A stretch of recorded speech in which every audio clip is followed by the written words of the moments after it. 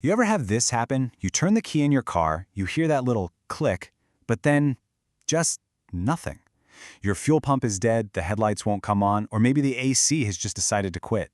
Well, the problem might just be a tiny, super inexpensive, and surprisingly simple part. Okay, let's jump right in and completely demystify the automotive relay. So, here's the game plan. We're going to talk about what that mysterious clicking noise actually means. We'll figure out what a relay does. I'll show you the simple tools you need to test one. Then we'll walk through the exact 4-step process to know for sure if it's bad. And we'll even cover what to do when it turns out the relay is perfectly fine. All right, let's kick things off by setting a scene that, is probably a little too familiar for a lot of us. That moment of car trouble frustration. Yeah, this is such a classic symptom. You hit a switch inside the car, you can literally hear something trying to happen under the hood. But the big-ticket item you need, like that fuel pump or your headlights, it's just not getting the memo. And that clicking sound? More often than not, it's coming from this little guy. See, the relay is trying to do its job, but something's wrong. So our mission today is to figure out if the relay itself is the source of all our headaches. Now, before we can test it, we gotta understand what this thing actually is. And I promise you, it sounds way more complicated than it really is.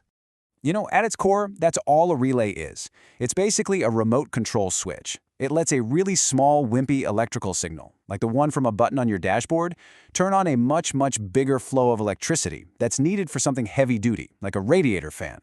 And this is the perfect way to think about it. The low-power circuit is just like the light switch on your wall. You don't need some giant, thick cable running to that little switch, right? A small wire does the job. Well, that small wire tells the relay to flip a switch for the high-power circuit. That's the big, beefy wires that can handle all the juice needed to run your headlights. This is why relays are so awesome. They keep all that high-current wiring short, sweet, and out of your dashboard. Okay, so you think you might have a bad relay? Here's the best part. You absolutely do not need a professional garage full of expensive tools to test it. This is 100% doable right in your own driveway. All you're going to need are these 3 things. A basic multimeter, you don't need a fancy one. Some simple wire leads with alligator clips, which are super cheap and you'll use them for everything. And any 12-volt power source. A jump box or, hey, even your car's own battery will work just fine. All right, toolkit is ready. Now for the main event, the test itself. And don't worry, we can break this down into 4 really simple logical steps. But first, we got to know what we're looking at. These numbers are pretty much standard across the board.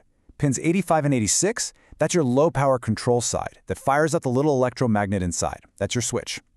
Pin 30 is the main 12-volt power coming in from the battery. Pin 87 is where that power goes out to, say, your fuel pump when the relay turns on.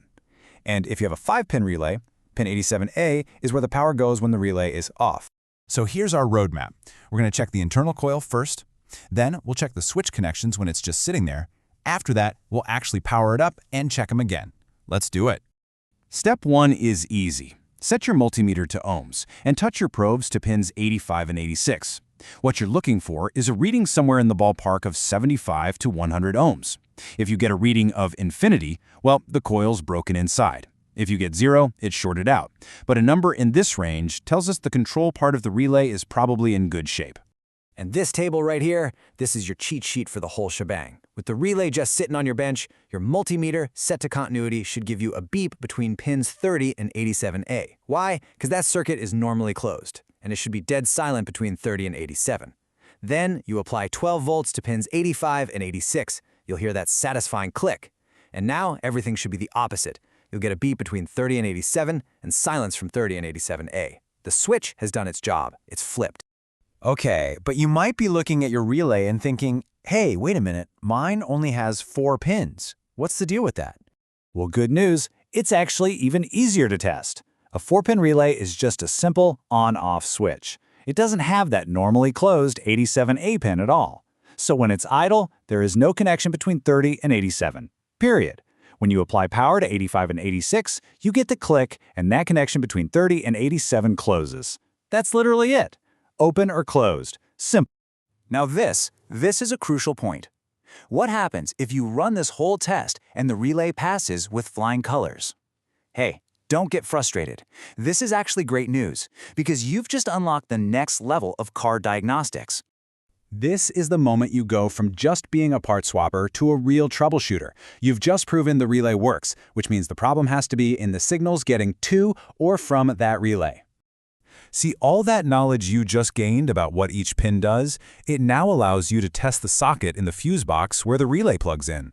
We're going to find out if the car is doing its part of the job.